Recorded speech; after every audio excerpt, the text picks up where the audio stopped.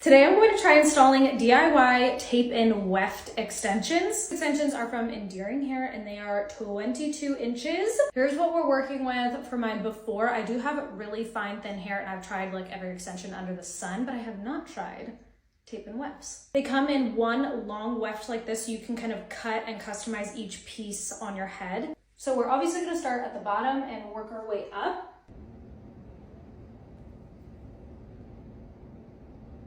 Then I'm just going to cut this little piece off. This feels wrong. So this is going to be the first little weft that I put in. I'm gonna put this like a couple millimeters below my part so that it's not tugging right where my hair grows. All you gotta do is peel the tape off. I'm just gonna get my single-sided tape and secure it in the back.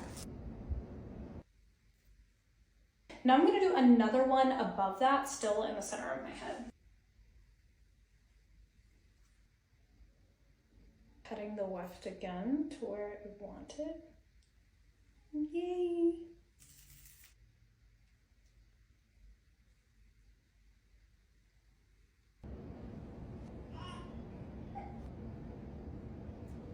Now I'm gonna work on a little side piece here.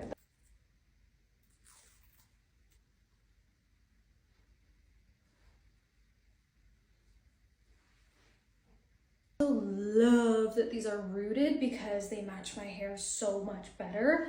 That way you can't see the top of the extension as much. This is coming together nicely.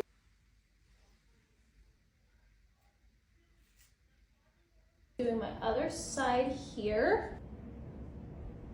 Flip. I am gonna do a mini weft right in the back too. I do need to blend the top a little bit more. Here's what we're working with. Trim a few of these little pieces right here to help blend. Ponytail check. Nice, you can't see any of them. Okay, love it. Okay, let me style this. And here we have the final look.